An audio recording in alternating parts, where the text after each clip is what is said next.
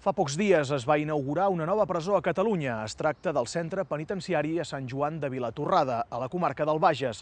L'objectiu d'aquest nou equipament és millorar la situació de saturació que es viu a les presons del nostre país, amb més de 10.000 reclusos. A Reporters ens fixem avui en el sistema penitenciari català i entrem a la presó per viure de primera mà com viuran els interns al centre de Lledoners. Un funcionari per cada 2 interns. En aquest moment hi ha un funcionari per cada 3 i mig. La més negativa que teníem, i això fa que el sistema estigui a punt d'explotar. Que entre d'altres coses els ensenya un ofici, els fa treballar, és dir, que aquí hi ha fins i tot tallers perquè treballin. Fa unes setmanes vam saber que les presons catalanes acollien més de 10.000 reclusos. Aquest fet ha provocat que es parlés i molt de la saturació en els centres penitenciaris d'arreu de Catalunya. Els sindicats Comissions Obreres i Unió General de Treballadors ja han alertat a la Conselleria de Justícia dels problemes que hi ha a les presons. De mitjana, un funcionari pot arribar a controlar 100 interns, per la qual cosa la situació pot arribar a ser incontrolable. A banda de la massificació, amb tot el que allò comporta, tenim incidents amb els interns, és manca de seguretat per al personal, les condicions de vida són molt més dures, i a banda s'incrementa amb el tema de la crisi perquè tenim graves mancances de personal. La situació actual de les presons catalanes és una de les més greus en molt de temps perquè tenim uns índexs de massificació superalts i superextrems. Ara hem superat aquesta setmana els 10.000 interns, una previsió que ha superat totes les que s'havien fet, inclòs la més negativa que teníem, i això fa que el sistema estigui a punt d'explotar. Per això l'exconsellera de Justícia, Núria de Gispert, també ha criticat l'actual gestió de les presons a Catalunya.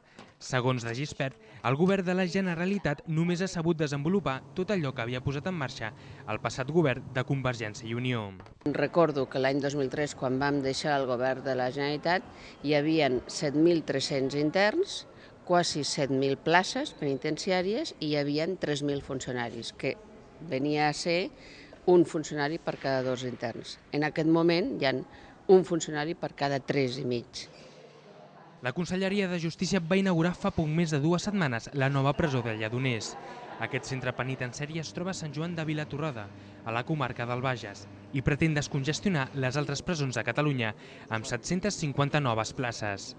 La Generalitat de Catalunya va donar una oportunitat única a una quarantena de periodistes. Entre ells estava l'equip de Reporters. Bé ens podríem trobar en una habitació d'un hotel, però la realitat és ben diferent. Ens trobem en una de les cel·les de la nova presó del Lledoner. Un equip de reporters ha tingut l'oportunitat de conèixer en primera persona com serà aquest nou centre penitenciari de Sant Joan de Vilatorrada. La Conselleria va proposar a la premsa conviure durant més de 17 hores a la nova presó del Bages. Ens van convocar a 6:15 de la tarda a l'entrada del centre penitenciari. A partir d'aquest moment, ja no seríem periodistes, sinó seríem tractats com uns autèntics presoners. Ens van fer els tràmits burocràtics pertinents, les fotos de rigor i les empremtes en el full judicial.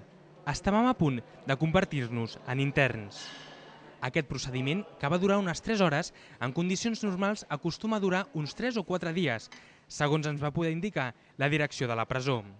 No podíem prendre imatges de res. Ens van dir que per normes de seguretat estava prohibit enregistrar més enllà de la nostra cel·la. Per això, només vam poder gravar el lloc on van dormir aquella nit.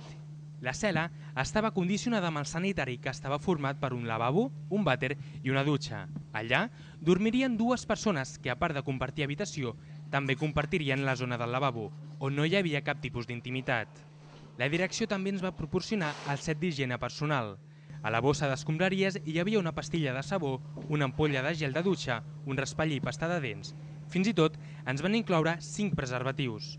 Ens havien requisat tot, només ens havien deixat entrar una muda pel dia següent i el pijama. Però res més. Després de sopar ens van tancar cap a les 10 de la nit a la cel·la. Com et dius? Toni Belxí. Vale. Tanca la porta. Aquí és on els interns hauran de passar tots els dies.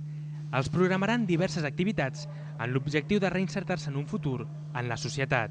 Diferents tallers per aprendre una professió o fins i tot donar-los els recursos per poder accedir a la universitat i poder estudiar una carrera. Tot està preparat, fins l'últim detall. el menjador on cada dia faran els àpats i també la sala d'activitats físiques on els interns podran mantenir-se en forma. La consellera de Justícia, Montserrat Tura, qui també va viure amb nosaltres aquesta experiència única a l'Estat, veu amb bons ulls la posada en marxa d'aquesta nova presó, ja que, a més, pretén ser un model de centre penitenciari per a nous projectes que es portin a terme.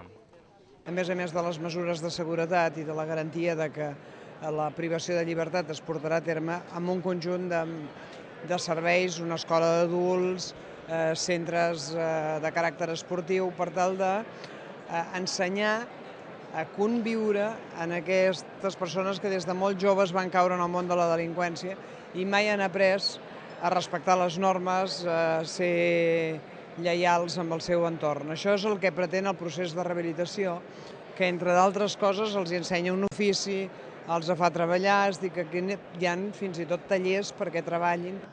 Una de les polèmiques d'aquesta presó és la construcció d'una gran piscina al bell mig dels mòduls. Alguns ho han criticat, però la conselleria ha sortit al pas dient que les presons no volen ser llocs repressius, sinó zones on els interns puguin canviar i poder reinsertar-se en la societat. El dia següent, cap a les 10 del matí i després d'esmorzar, ens van donar la nostra carta de llibertat. Érem lliures, però havíem viscut en primera persona com seria la vida rutinària en aquesta presó de Lledoners, a Sant Joan de Vilatorrada.